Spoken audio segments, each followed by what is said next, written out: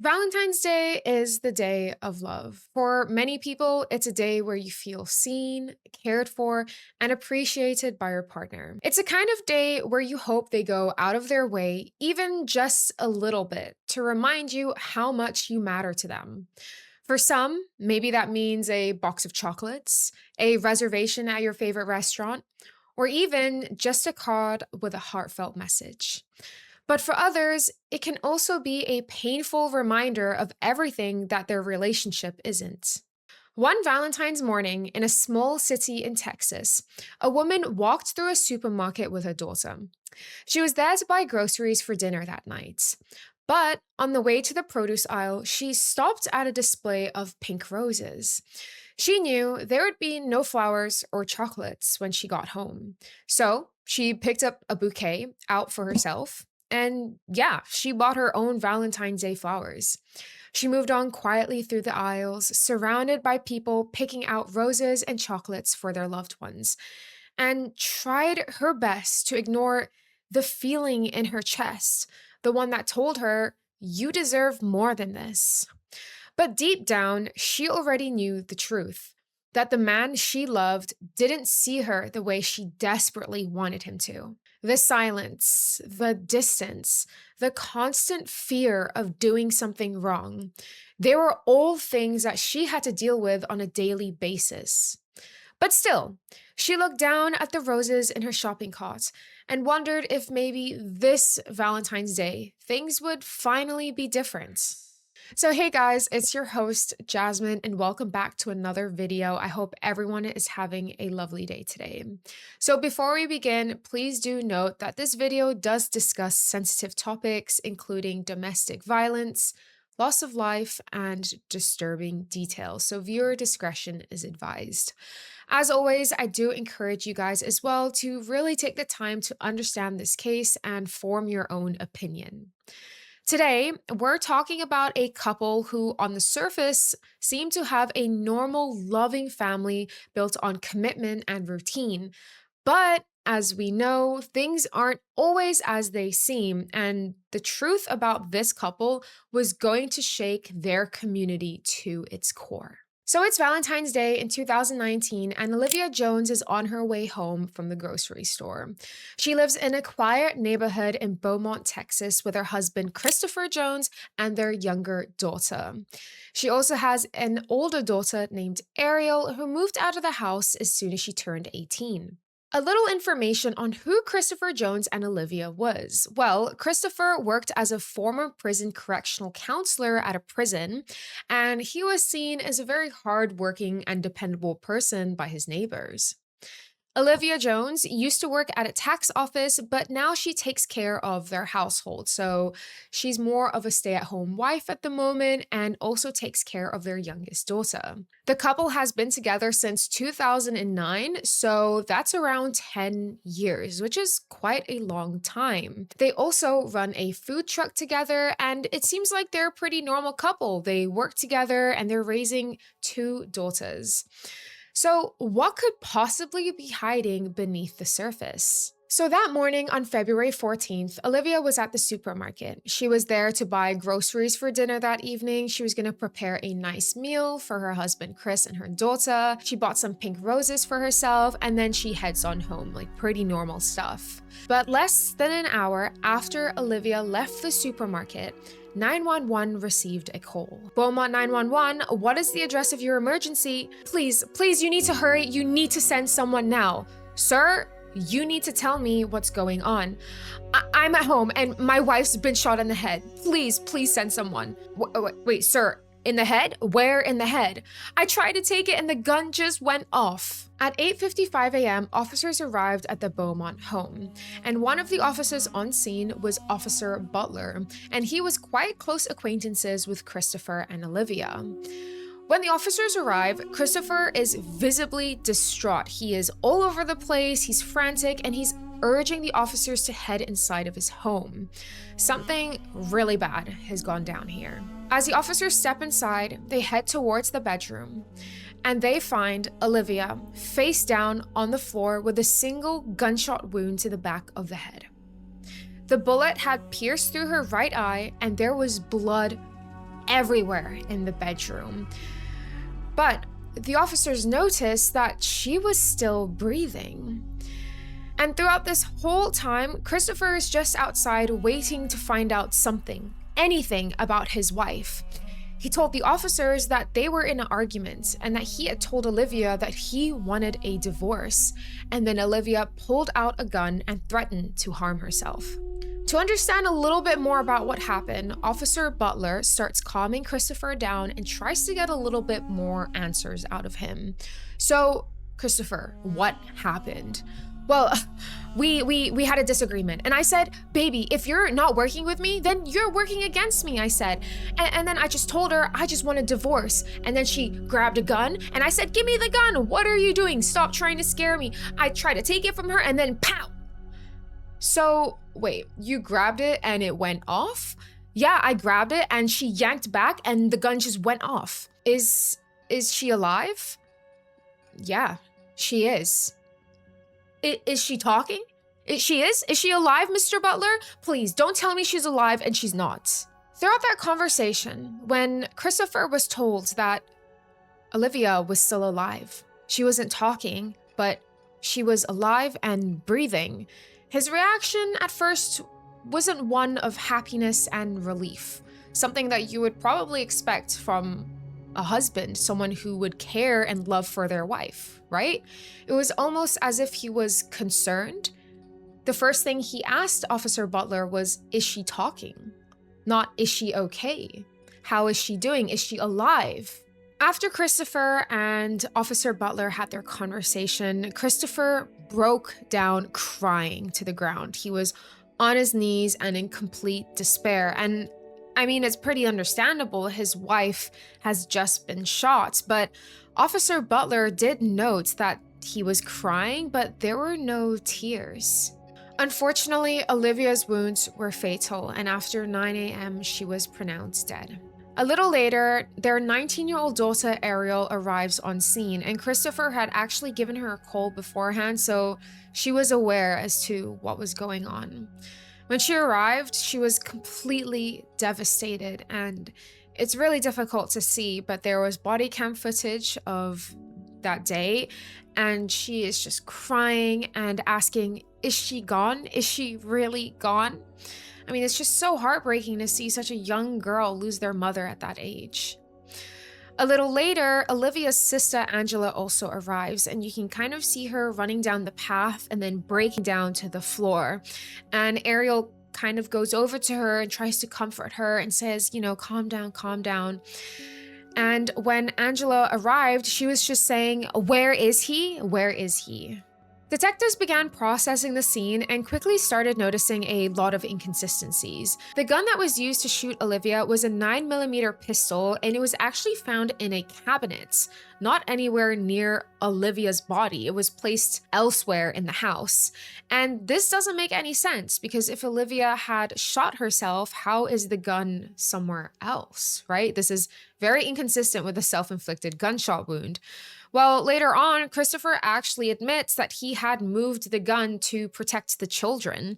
And this is not good. I mean, this is a really bad thing to do. Everyone knows to not touch the evidence. Don't tamper with it and just leave the scene as it should be, right? Other things that come into question is the physical dynamics between Christopher and Olivia. Christopher is a lot larger than Olivia, perhaps 2 times her size. So how was Olivia able to overpower Christopher for the gun? Or how was Christopher not able to overpower Olivia to take back the gun without it accidentally shooting her in the head? Detectives also noticed that their house actually had security cameras. There was one outside of the house and 2 inside of the house, one pointing towards the living room and one pointing towards the kitchen.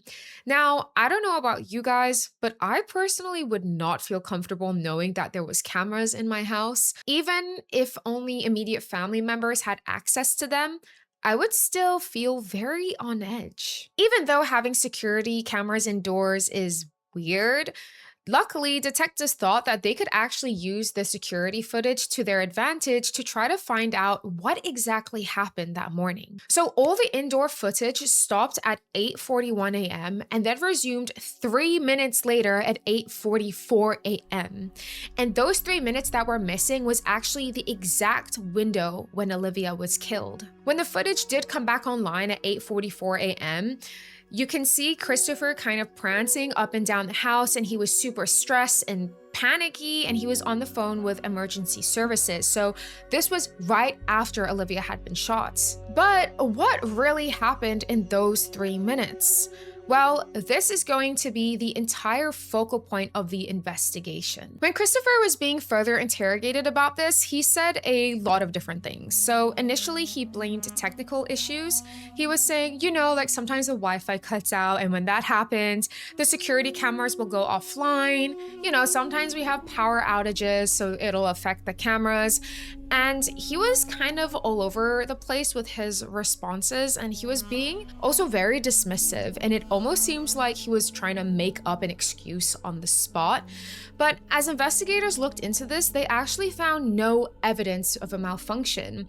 These security cameras were fully charged with batteries in them, and there was no instance of a power outage or the Wi-Fi going out. So how could that be? Well, later on, he actually admits to them, yeah, I deleted the footage. Why, you may ask? Well, he said it was because he was under panic, he was under duress, and he was scared that by not admitting to deleting the footage, it would make him look more guilty, and he was afraid of looking guilty. Like I said, his responses were a little bit all over the place. But this is such a weird thing for him to do, because deleting the footage and also moving the gun just makes him look so sus, right? Did he not think about how that would make him look?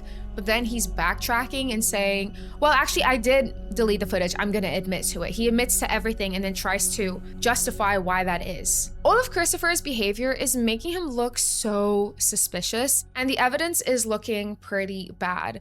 So when the investigators start talking to other people, that's when all the pieces start coming together. To understand more about the dynamic of Christopher and Olivia's relationship, as well as her state of mind prior to the shooting, investigators started reaching out to family members. One of the family members that they reached out to was Olivia's sister, Angela, and who would have a better idea of Olivia's mental state than her own sister, right? Well, Angela said that Olivia was quite socially withdrawn for a couple of months before the shooting, and she could tell that Olivia was under a lot of emotional strain.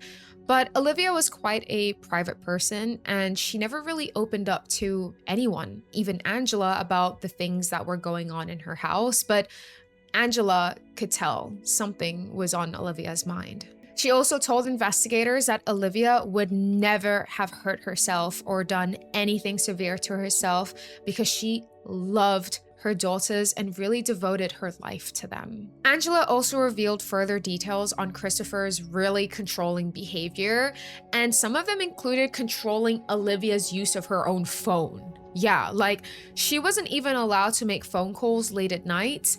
And when Olivia was at family gatherings, she would have to step away to answer the phone call from Christopher.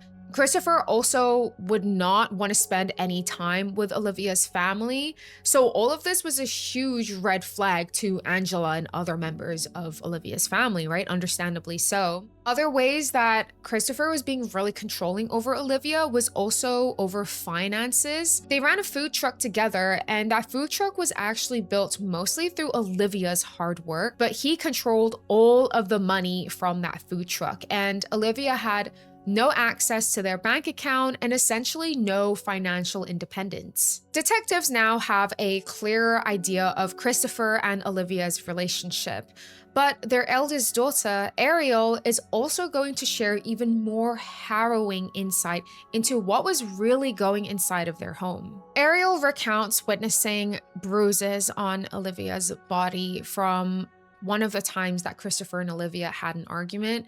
They would fight quite often. There was also one time they had a pretty bad argument, and Ariel could hear Olivia struggling to breathe. So the fight had escalated and got pretty physical, she really highlighted the ongoing abuse that was happening in that house. Like it was happening for a long, long time. And there was a lot of not only emotional, but physical scars as well. When Ariel turned 18, she moved out as fast as she could. And I don't think any of us could blame her for that. She just wanted to get away and have a life for herself outside of such a toxic, intense household. But she did say that she felt guilty for leaving her mom behind and that she really regretted it. But she was an 18-year-old girl. No one could blame her for that. And I'm sure in some way, Olivia wanted Ariel to also live a better life. But it was the final interview that really solidified the detectives' suspicions. They brought in Letitia, who is Christopher's ex-wife from over a decade ago. Now, Letitia told detectives a lot of things. She painted a really disturbing picture of Christopher's past. She described a lot of physical abuse that she went through at the hands of Christopher, including him choking her, him dragging her across the floor. One time they had an argument. He even bit her, which is insane. In what scenario would you ever bite someone, right? I mean, all of these things are insane to do to another human being, but that is just next level. And all of this resulted in a lot of physical scars and mental scars as well. I can't imagine the trauma that she went through. There was also another time where he threatened to kill Letitia if she would ever leave their relationship. So all of these testimonies really reinforced his long-term violent tendencies and dangerous behavior towards his partners. Like it wasn't only Olivia who was going through this, Letitia shared the same experience.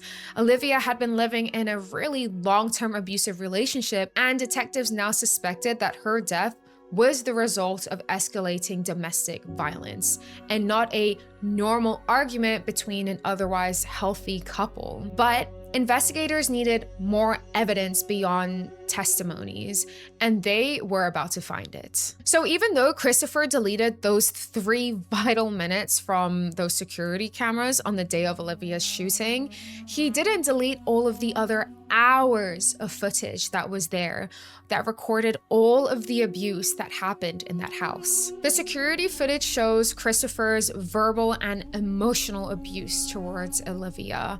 He would belittle her, humiliate her in front of her kids, yell at her, swear at her, like call her these awful names. There was this one instance in one of the clips where Olivia had apparently not cleaned the kitchen properly enough for Christopher's standards, and he was definitely nitpicking over something really, really minor, and he just completely lost it. He would be yelling at her and say like, look at the floor, look at this, in a really, really degrading manner. And he would be saying like, you're not paying attention, you're not paying attention, you're not cleaning this up well enough. And I won't lie, guys, like the clips are really difficult to get through. I mean, I just can't imagine like being in a situation like that. It's absolutely heartbreaking. And there was another time when they had an argument that he was yelling and arguing with Olivia in front of their youngest daughter.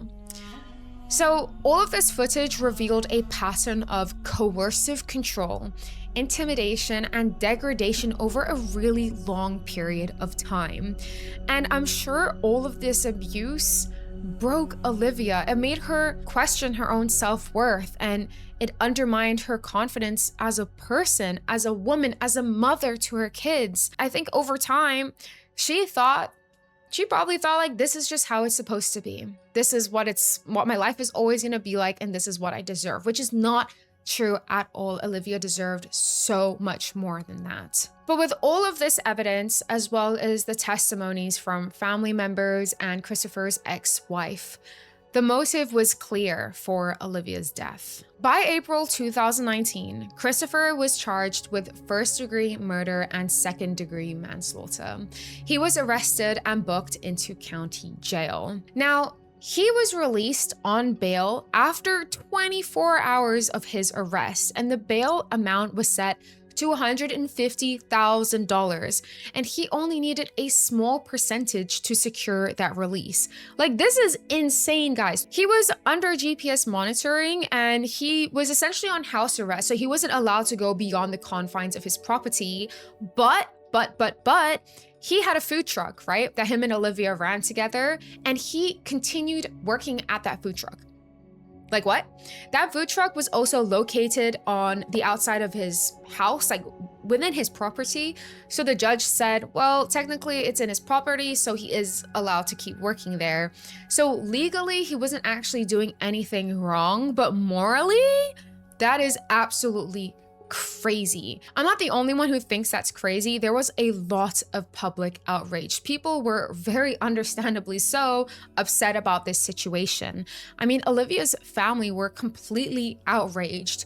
And the audacity is insane, because how did he think he could keep working at the same food truck that him and Olivia ran together, that was mostly built through Olivia's hard work? Like, how did he think he could get away with this? And people would just be like, ha, okay, sure, like, let's just go over to the food truck and just buy some food for the man who killed his wife, right? Like, that's insane. But there was some action that the community took. They took matters into their own hands, and they actually boycotted and tried to cancel him through social media. Olivia's sister-in-law as well, Brittany Simmons, said, and I quote, "I don't see how anyone would want to support someone who murdered their wife on Valentine's Day," which is the day we are supposed to celebrate love, and the day that she was going to celebrate that with him. And he decides to take her life. So as the investigation was continuing, there was forensic testing that was done, and it provided a lot of critical information that Olivia could not have shot herself, right? They had done some analysis of the bloodstains at the crime scene, and it revealed that Olivia was actually in a lower position. She was kind of kneeling on the ground when she was shot. So, this reveals a lot of things, because if she was kneeling on the ground and had shot herself, it doesn't really make a lot of sense. And the splatter and direction of the blood around the room was inconsistent with a self-inflicted gunshot wound. So like, it was just not possible that Olivia shot herself. There was also gunshot residue not found on Olivia at all, right? And when you shoot a gun, you'll have some gunshot residue on you, which indicated, yeah, you fired a gun, but there was none on her. But do you know who had gunshot residue on them? Christopher. Christopher had them. Also, at the very beginning of the crime, when the officers first arrived to his residence, there's body cam footage of this. He had blood all over his hands. It was almost as if from the beginning, all the signs were very clear. I mean, he was covered in Olivia's blood. So all of this indicated further that Christopher was the one who had full control over the gun when it was fired. And when he was first interrogated about this, like, how did Olivia shoot herself in the head? Like, can you just, reenact it for us? Like, show us what happened.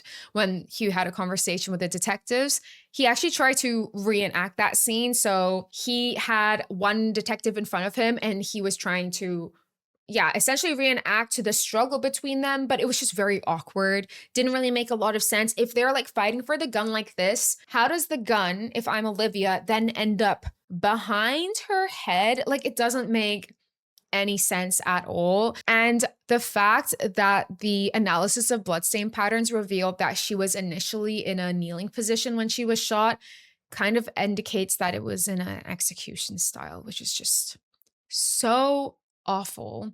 So he was really nitpicking, grasping at straws, trying to come up with this story that would make sense, but it just made no sense at all. So all of this evidence combined really undermines his claim that this was an accident. So it took over 3 years for the case to reach trial, and we're not exactly sure as to why it took that long.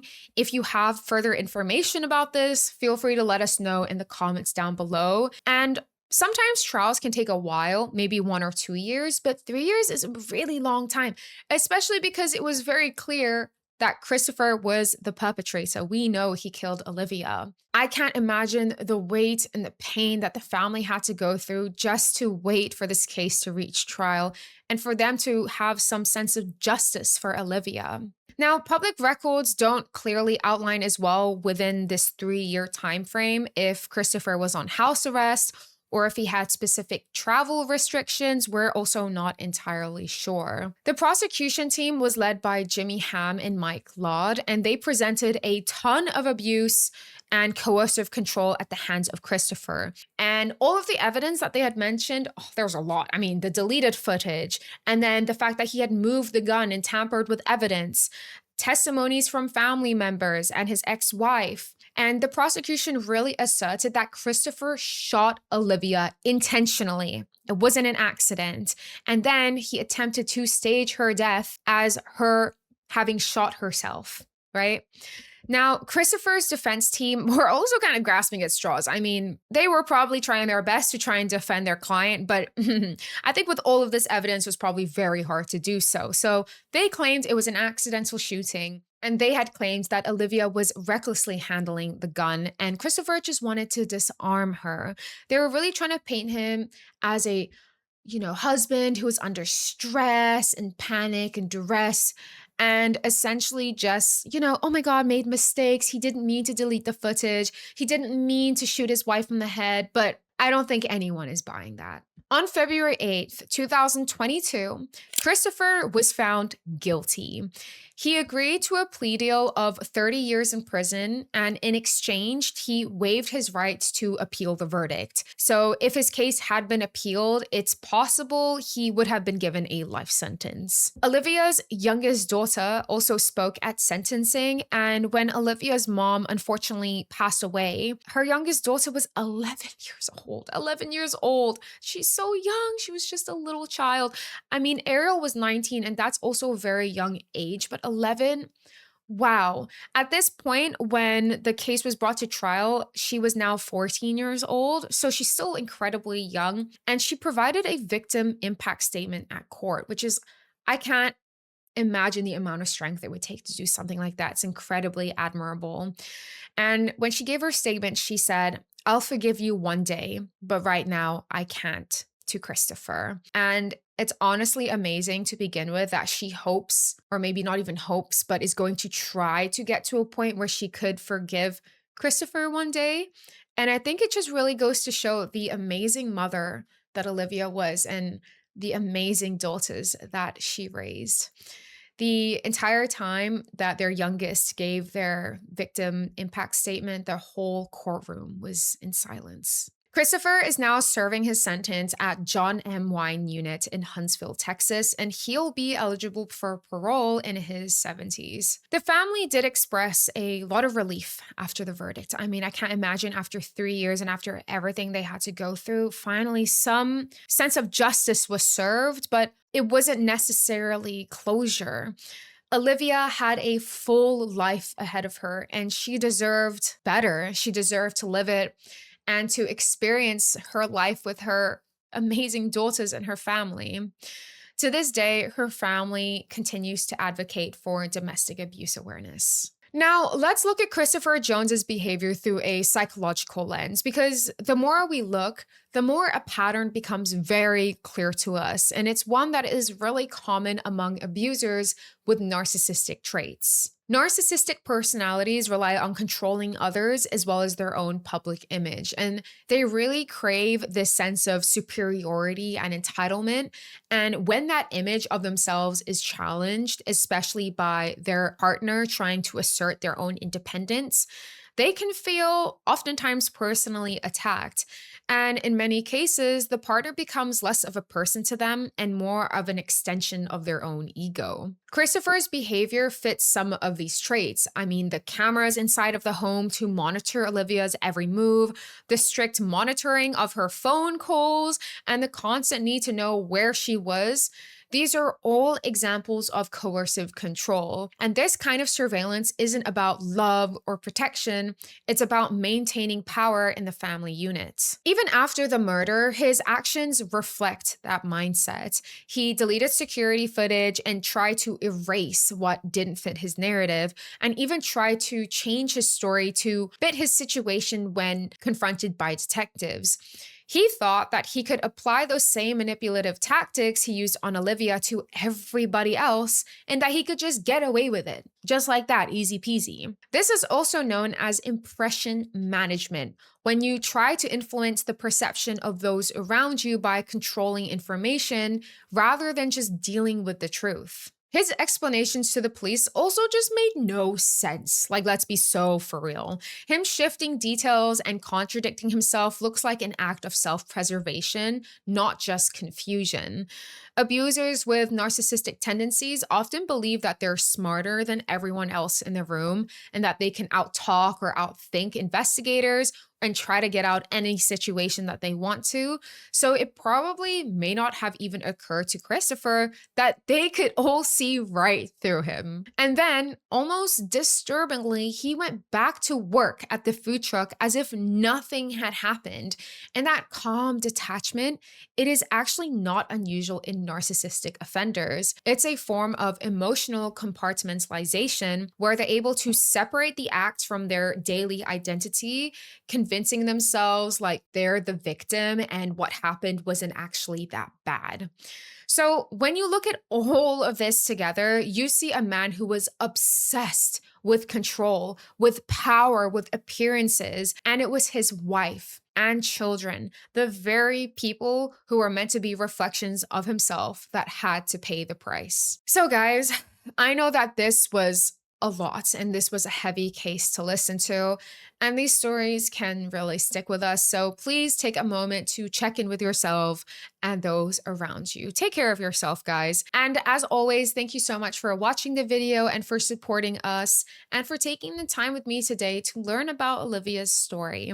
If you found this video informative, don't forget to like, subscribe, and also share your thoughts in the comment section down below.